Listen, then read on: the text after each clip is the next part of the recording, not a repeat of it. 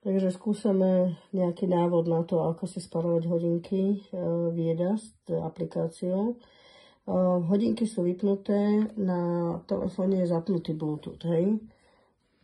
Neviem, v akom stave máte túto, keď si kliknete na tie hodinky, dajte si ako keby odhlásenie a zobrazí sa vám takto. Zapneme hodinky.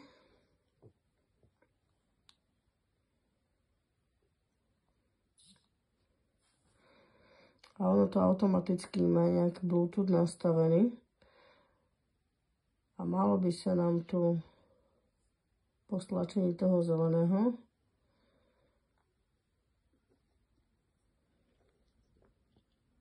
automaticky načítať. Tu vidí hodinky, kliknite na to a vlastne kliknite už iba sem. Respektíve môžete aj počkať a automaticky sa vám to zobrazí.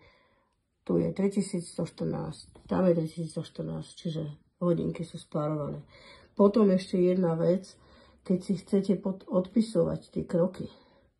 Vždycky si treba zaktualizovať tie kroky, hej? Čiže urobíte nejaké kroky, treba si to dať, aby sa vám tu ukázal aktuálny stav tých krokov.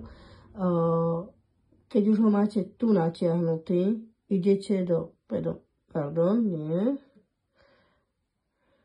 ten pedometer.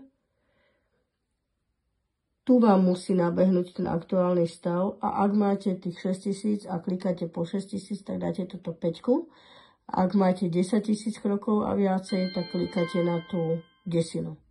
Čiže musíte odkliknúť, aj vždycky si pretiahnuť vlastne tie kroky z hodiniek do telefónu a potom kliknúť na ten pedometer a tam. Ideálne je to potvrdiť do tej 10. hodiny večera.